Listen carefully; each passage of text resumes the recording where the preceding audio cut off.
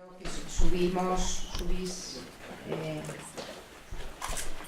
Jordi y José Ignacio aquí y abrimos el turno de preguntas porque yo creo que tenemos tiempo suficiente, incluso para descansar. Una pregunta por ahí.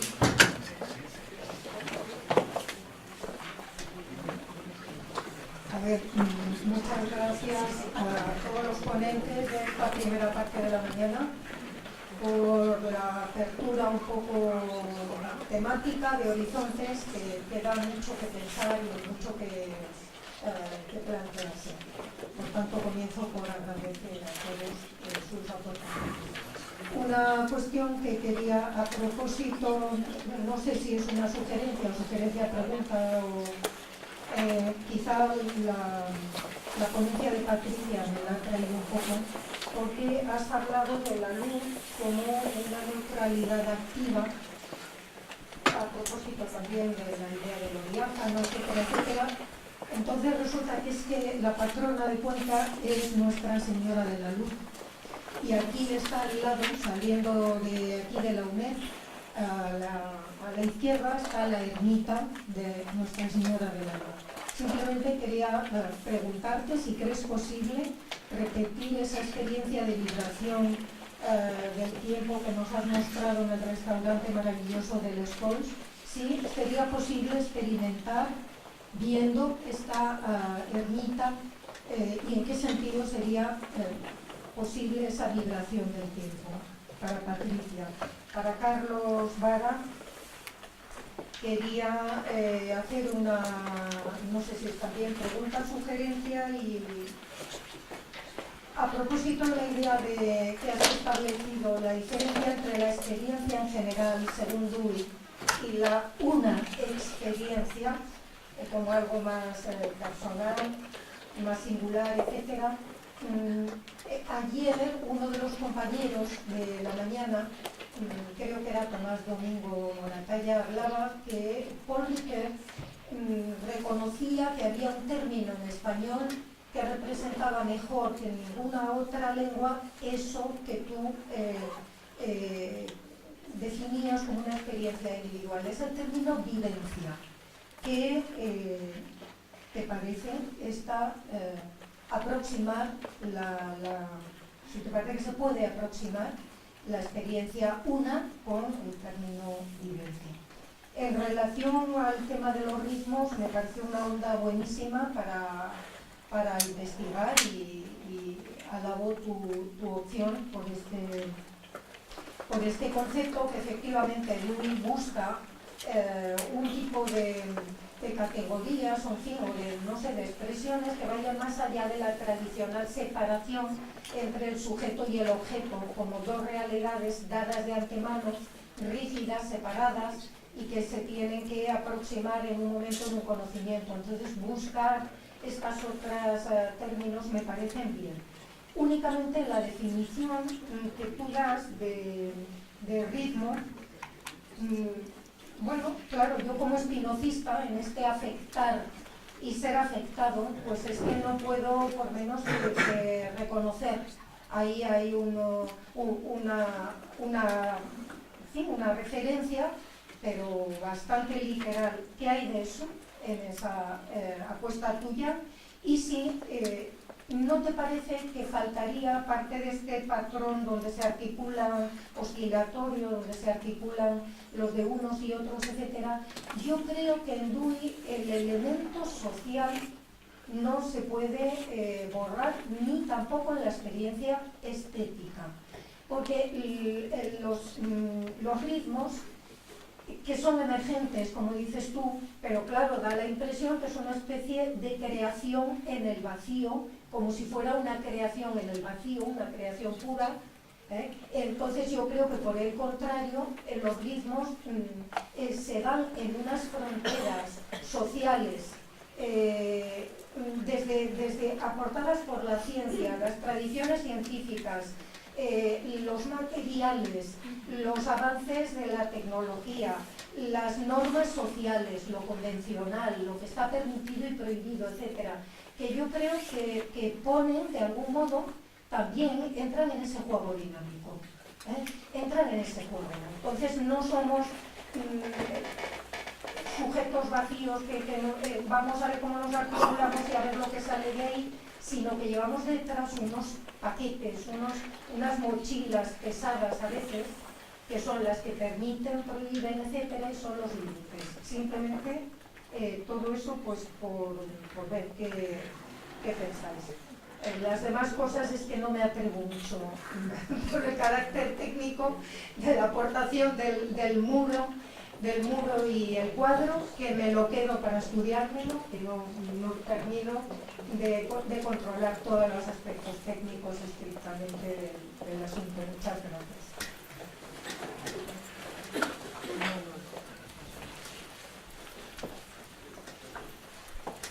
José Luis, contestamos. Aquí hay otra pregunta, pero ¿contestamos primero o acumulamos? Una. Vale. Entonces contestamos primero a Marisa. Con respecto a la ermita de Nuestra Señora de la Luz, no he estado. Bueno, lo diáfano existe allí también, ¿no? Otra cosa es que la arquitectura logre, como pasa con la arquitectura de RCR, ponerlo, bueno, más o menos en evidencia, como pasa también en el barroco, ¿no? O sea, hay maneras de hacerlo o tematizarlo mejor y otras que lo obvian de alguna manera. Yo espero que en la ermita esta, ya que lleva ese nombre, se pueda apreciar. Entonces es barroca la ermita. Es barroca la ermita, pues seguramente, luego iremos a verla, tenemos que ir. Lo que propongo es ir ahora en el descanso. Bueno. Está a 20 metros de aquí.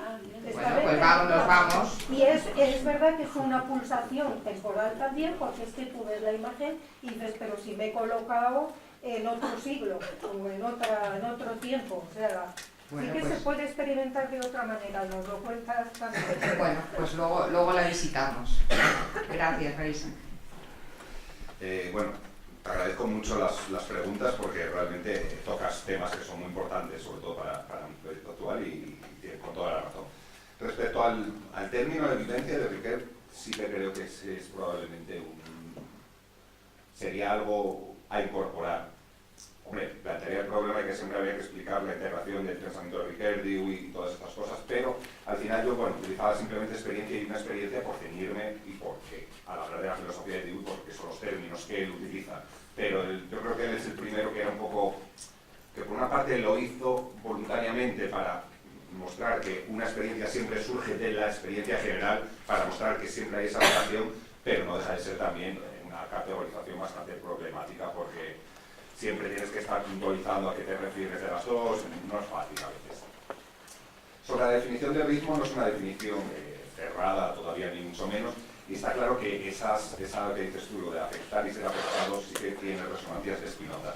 Probablemente tengo que buscar alguna fórmula, no porque no quiera acercarme a Spinoza, sino porque para no dar pie igual a falsas esperanzas de que pueda desarrollar esa línea y luego no la desarrollo, tendría que buscar una palabra que al fin y al cabo lo que quiero decir es que hay una capacidad de afectarse recíprocamente, que nosotros todo proceso de, esto es una cosa un poco también del tema naturalista, que todo proceso de percepción, ese acción, que Dewey siempre lo explica en su texto sobre el arco reflejo, de que eso de pensar primero se percibe y luego se actúa, es un error absoluto.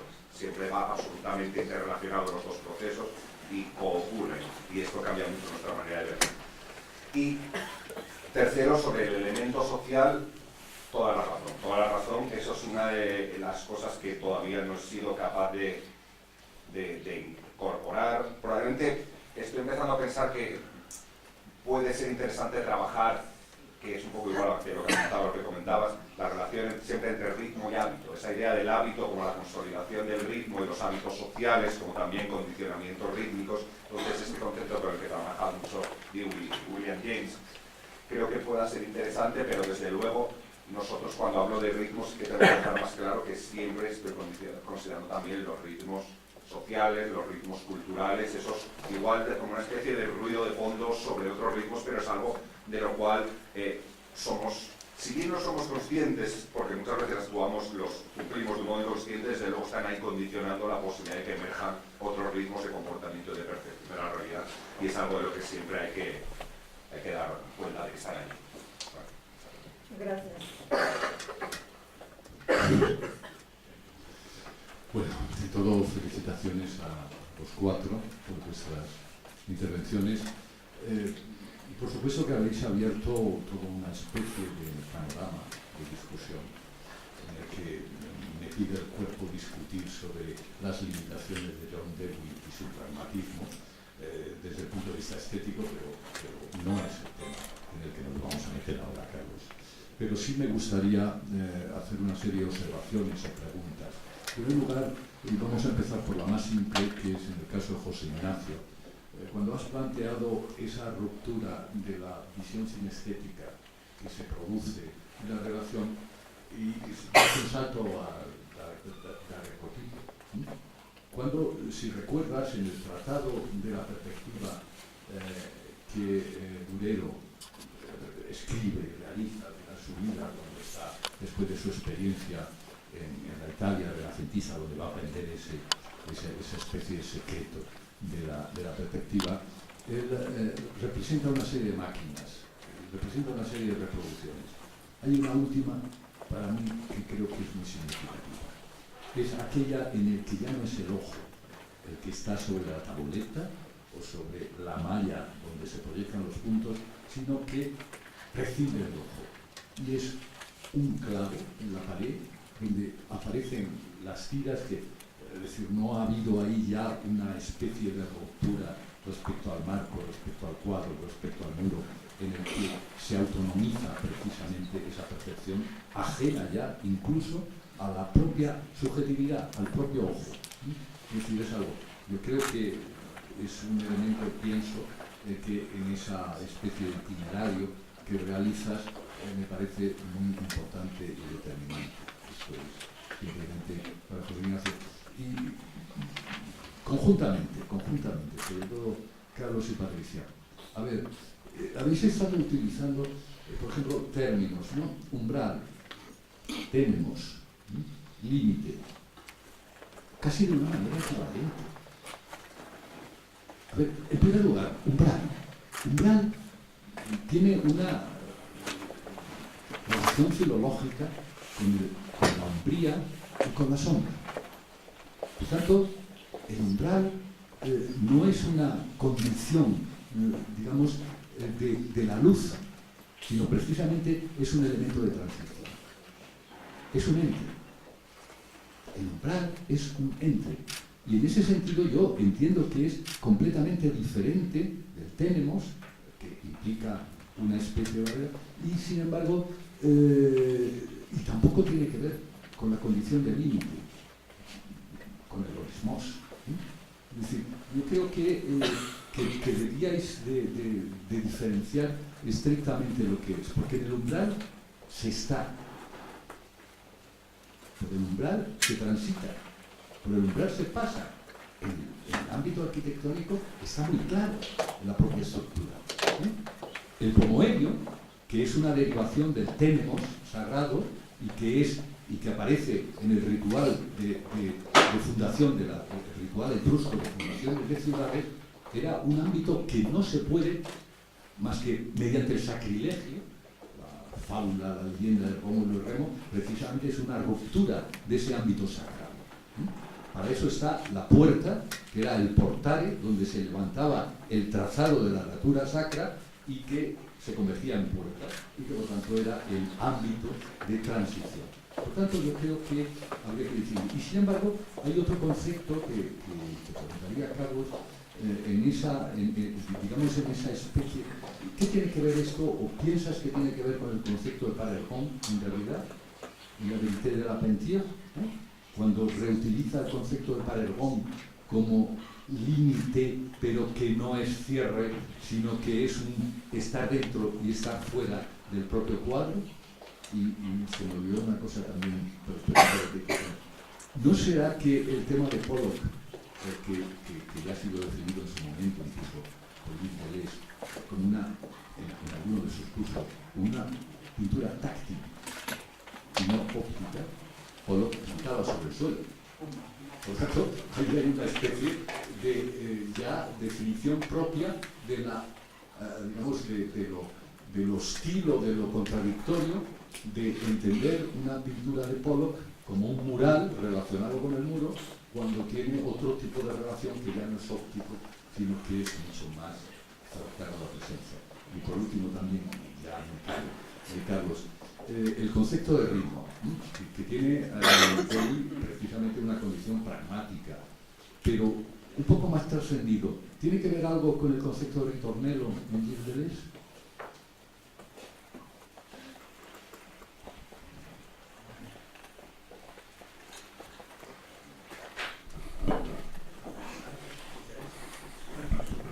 Yo creo que voy a ser rápido. Que voy a ser rápido. Yo advertí al principio de mi intervención que había tenido que ser avaro en la forma de desarrollar los distintos puntos. Si no hubiese sido así, hubiese tenido que pasar por muchos pasos, pero hubiese cogido los fundamentales.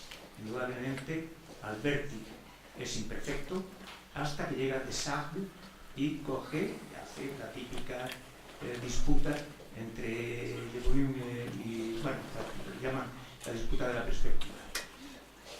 Es cierto lo que planteas, es decir, entre las máquinas que dibuja, de alguna forma tenemos noticia de ella, de Durero, esa es muy importante por una razón, que es lo que tú mismo estás insinuando.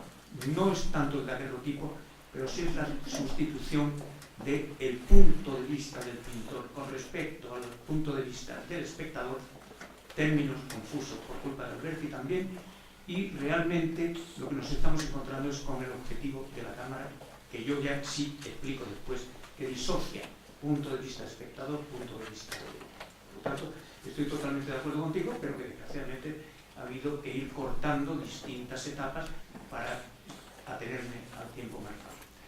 En lo de Pollock,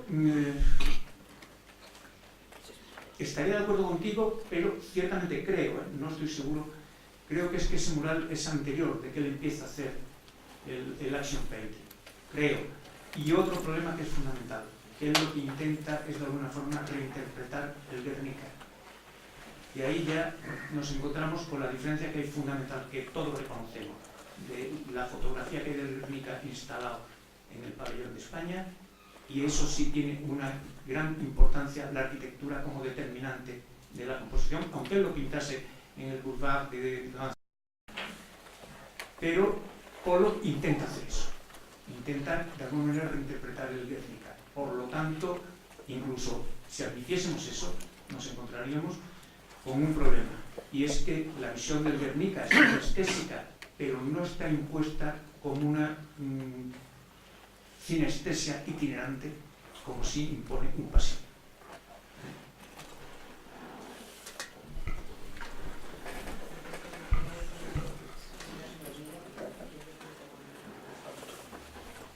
A ver, respecto a la diferencia entre el umbral, el tenemos, el límite. Todo tiene una relación, indudablemente, eso no lo dudamos ninguno, con el paso, el tránsito y la diferencia.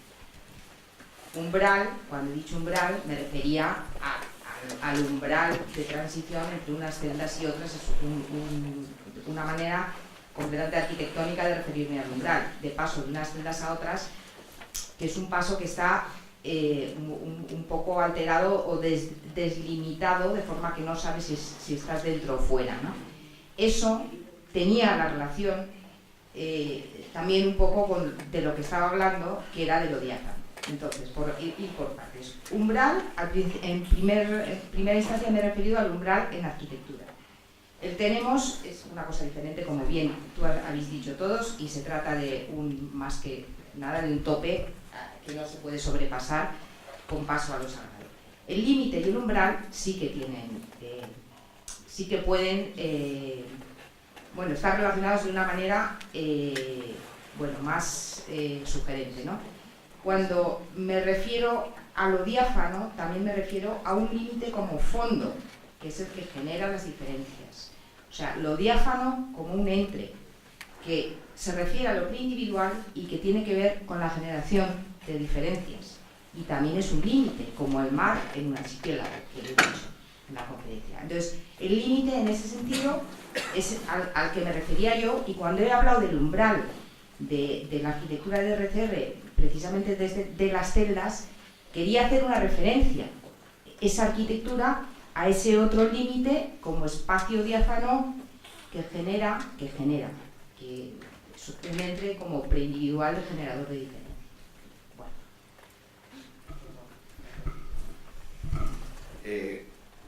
Como siempre, en este tipo de palabras, el hecho de que no existan sinónimos absolutos lleva pie a vericuetos y a cuestiones que hay que comentar un poco.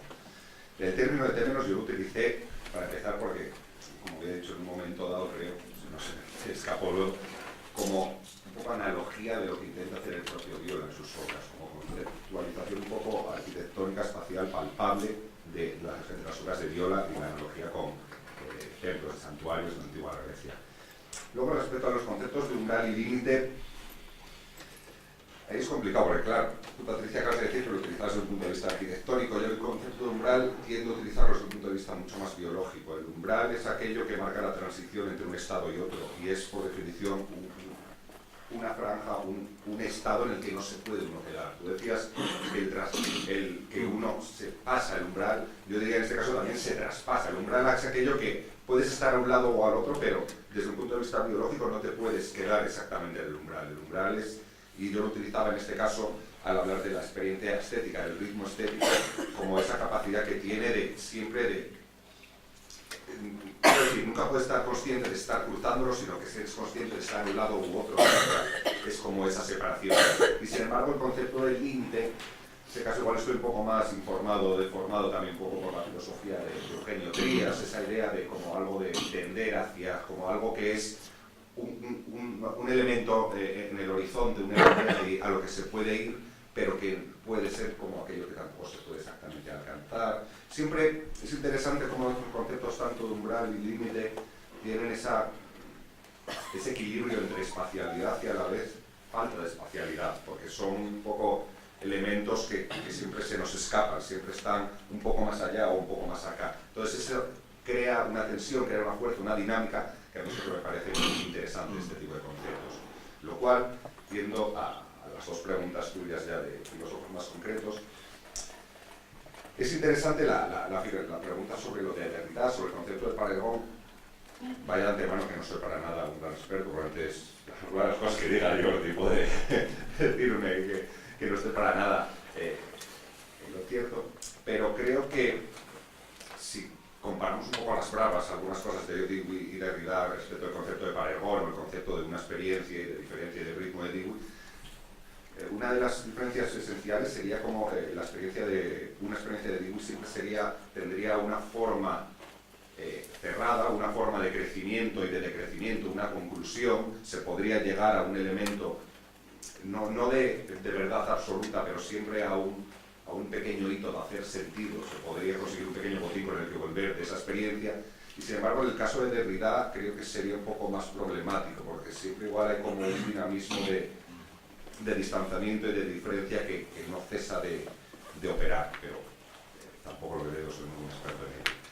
Y en el caso de Deleuze directamente no te sé responder porque es algo que tengo que explorar, pero yo cuando traté un poco, en este caso más cuando entre el máster y la tesis se trataba algo de filosofía francesa principalmente, me he dado cuenta de que algunos de los libros son traducciones tuyas porque trabajé sobre el concepto de presencia y Jacques Nancy, pero reconozco que el problema que tengo con conceptos como los de Derrida o de Deleuze a veces es que una vez se sale uno del marco conceptual que trazan ellos mismos y que arman ellos mismos, me resulta complicado hacer dialogar con autores tan absolutamente de tradiciones tan distintas como el pragmatismo de Dewey o de James. Entonces es algo que tendría que mirar, pero que tampoco tengo una respuesta clara.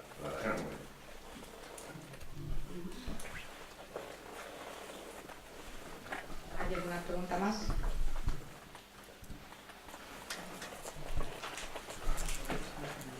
Bueno, muchas gracias a los cuatro.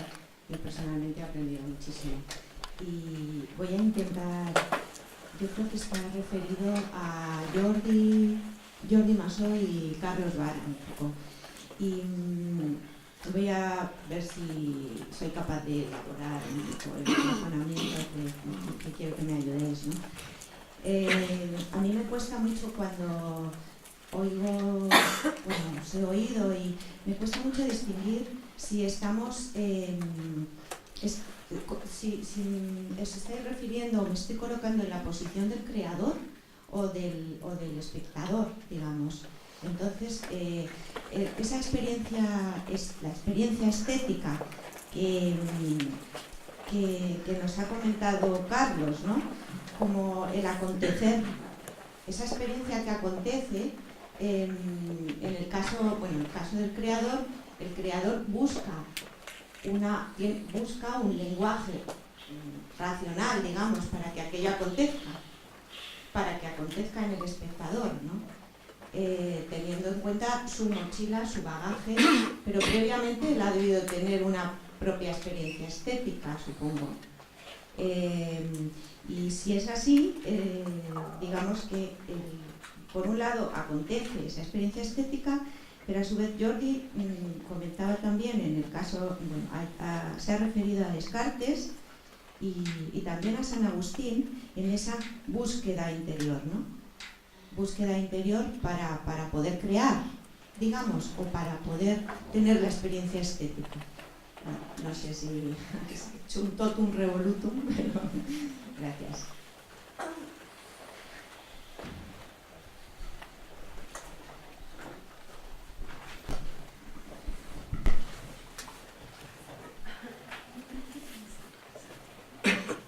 Gracias por la pregunta, por el interés. Bueno, en realidad yo creo que hay, por lo menos en lo que yo he planteado, lo que a mí, bueno, lo que he pensado a propósito de esta intervención y repasando muchos de los textos del propio Viola, evidentemente habla desde la perspectiva del artista, ¿no? Y bueno, pues su visión de las imágenes, del tiempo, todo esto es su propia visión. Ahora, creo que tanto su experiencia como artista como la nuestra de espectadores de su trabajo confluyen en una misma vivencia de tiempo y de las imágenes. Es decir, yo dejaría a un lado, no tener tan presente ese esfuerzo de Viola, de cómo él intenta poner en imágenes ciertas vivencias suyas, ciertas preocupaciones suyas, lo dejaré a un lado para centrarnos en la experiencia estética que cualquiera puede tener contemplando un vídeo, una instalación de Viola, que puede llevar a un proceso de meditación, de breve a un proceso de contemplación, luego de meditación, en el que esas imágenes dan lugar a un proceso que requiere no solo lo que se ve, requiere también de una memoria, requiere de una serie de elementos para que en esa mente, en ese pensamiento también sea donde las imágenes de algún modo quedan ahí, van como en un eco resonando y resonando, vamos aprovechando la idea del sonido tan importante para Viola. Entonces, bueno, quiero decir que realmente no creo que la vivencia que relata sea muy diferente de la que tiene cualquier espectador viendo sus obras. En el fondo es una reflexión, tanto lo que a él le incita como a lo que a nosotros nos sugiere, es una reflexión sobre otro modo de tratar con las imágenes o de vivir las imágenes. Pero bueno, en cualquier caso, sí creo que no está de más que la apreciación de distinguir entre lo que es el trabajo del artista, lo que él dice sobre lo que hace, y por otro lado lo que uno vive cuando está delante de sus... Pero bueno, yo creo que, insisto, que sería una experiencia así, una experiencia común entre artista y espectador, con imágenes, lo efímero, etc.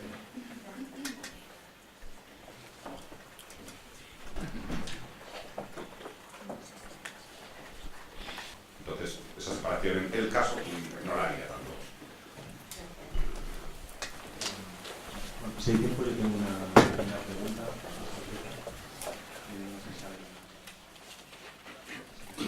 Para Patricia.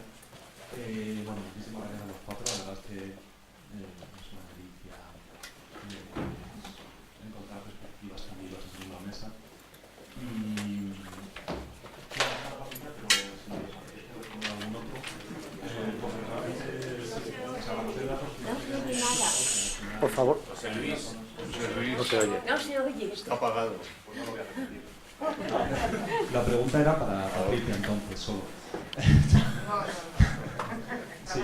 En este espacio diáfano que tú has prefigurado como justamente un espacio a través del cual emergerían una suerte de diferencias, ¿qué lugar tiene lo claroscuro?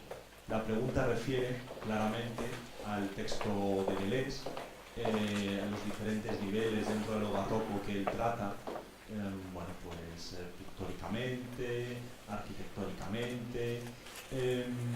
Por ejemplo, cuando habla de las fachadas, habla de una fachada exterior que no tiene interior y de un interior que no tiene exterior. Entre el exterior y el interior no hay algo así como un tránsito, y sin embargo la fachada barroca se caracteriza por un tipo de replegado y de plegamiento muy peculiar, que quizá sea el modo de reenviar a ese interior sin exterior, que justamente se figura como un piso o una casa de 2 pisos en las cuales solo la de arriba tiene luz y sin ventanas. ¿Qué pasa con el claro oscuro en ese espacio diáfano? A ver, si lo sé responder. Hombre, el claroscuro, leído desde el espacio diáfano, lo que hace es que pone en evidencia esa diafanidad posibilitante del espacio diáfano, es decir, que hace, si no hay luz, si no hay oscuridad, lógicamente. Entonces lo que sucede con la arquitectura barroca, o en general con la estética barroca, es que le pasa lo mismo a los cuadros de Caravaggio, ¿no? Que lo que hace en ese momento está haciendo emerger lo claro a través de darle también significación al oscuro, ¿no? O sea, es una manera de evidenciar precisamente esa diafanidad posibilitante, porque no hay claro sin oscuridad. ¿Dónde está lo claro si no hay lo oscuro? ¿Dónde está el color si no hay otro color o lo negro? Es decir, que es precisamente evidenciar toda ese espacio de posibilidad al que me referí.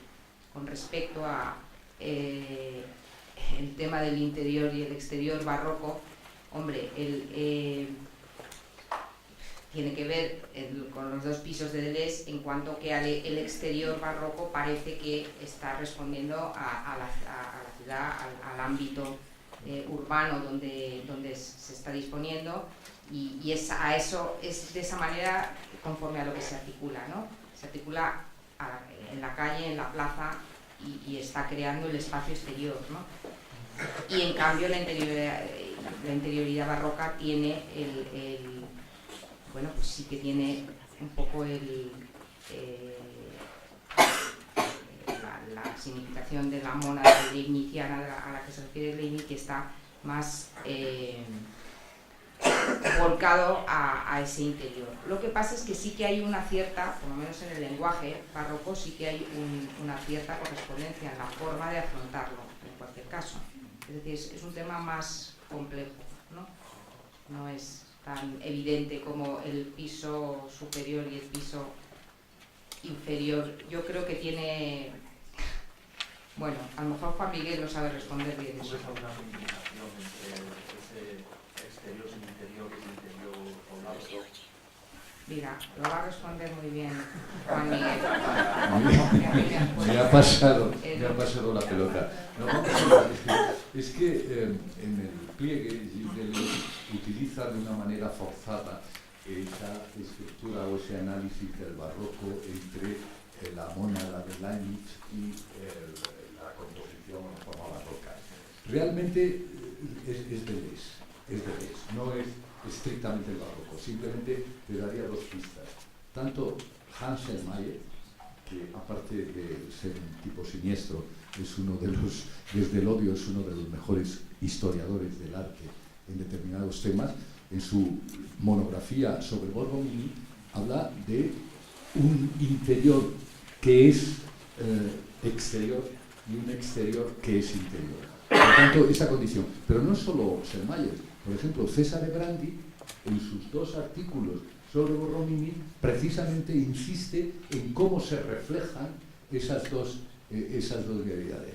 Y yo a eso simplemente lo dejo como referencia de duda entre esa rígida separación. Es verdad, como dice Patricia, que una de las condiciones, por ejemplo, Santa María del Apache, de Bernini, se curva la fachada de alguna manera atendiendo o respondiendo a la espacialidad externa, y que la condición de frontalidad es algo también típico del barroco en su momento, puesto que atiende a esa relación interior-exterior. Pero eso no quiere decir, desde mi punto de vista, y no solo el mío, sino de Brandi, Selmayr, etcétera, que no exista esa especie de elemento transitivo entre interior y exterior en el propio barroco.